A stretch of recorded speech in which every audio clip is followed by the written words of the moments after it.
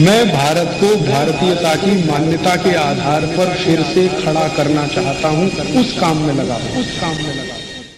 England में और Europe में एक बड़ी खराब परंपरा है, वो आपको अच्छी नहीं लगेगी सुनने में, लेकिन मैं बताना चाहता हूं। परंपरा यह है कि कोई भी स्त्री और कोई भी पुरुष एक के साथ पूरे जीवन में नहीं रह सकता। अभी शादी की, 2 दिन बाद तलाक होगा, फिर शादी होगी, फिर तलाक होगा, फिर शादी होगी, फिर तलाक होगा। एक स्त्री एक पुरुष जिंदगी भर एक के साथ रह नहीं सकते, बार बार एक दूसरे को बदलते हैं। जैसे हम कपड़े बदलते हैं, शर्ट बदलते हैं, वो एक दूसरे पार्टनर को बदलते हैं। और एक्स्ट्रा मैरिटल अफेयर्स उनके यहाँ कॉमन है।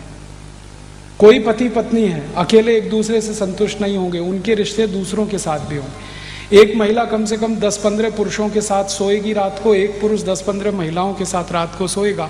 ये हजारों साल पुरानी उनकी परंपरा है। अब इसमें होता क्या है, पत्नी तो एक ही है और पति तो एक ही है, तो पत्नी और पति तो एक एक है, लेकिन बाकी जिनके साथ आप बिस्तर में सो रहे हैं वो सब मिस्टर एंड मिसेस होते हैं।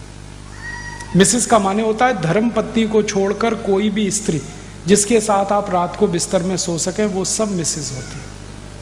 और यहाँ अच्छी खासी धर्म पत्नी को हम मिसेस बनाने में लगे हुए हैं। Oh she is my Mrs. तब मैं पूछता हूं, really she is your Mrs?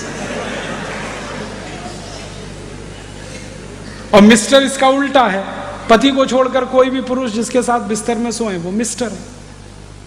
तो यहां का पति मिस्टर नहीं है और यहां की पत्नी मिसेस नहीं है। और हमारे पास कितना सुंदर शब्द है पत्नी के लिए, श्रीमती। श्री माने लक्ष्मी, मति माने बुद्धि। सरस्वती और लक्ष्मी दोनों एक साथ, वो श्रीमती, वो मिसेस नहीं। आप मत बोलिए ये शब्द का, मिस्टर भी मत बोलिए। और सबसे खराब शब्द अंग्रेजी का है मैडम।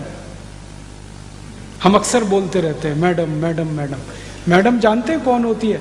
यूरोप में जो वैश्या घर होते हैं, उन वैश्या घरों को संचालित करने वाली जो मुख्य वैश्या होती है उसको मैडम कहते हैं।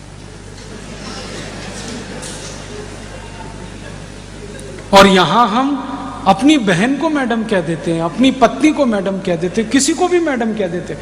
और यहां की स्त्रियां मैडम कहलवाती हैं, मैडम बोल।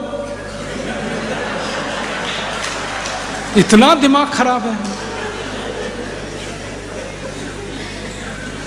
मेरी आपको हाथ जोड़कर विनती है कि जिन अंग्रेजी शब्दों के अर्थ आप नहीं जानते, कृपया करके उनको मत इस्तेमाल करिए, नहीं तो बहुत मुश्किल आती है।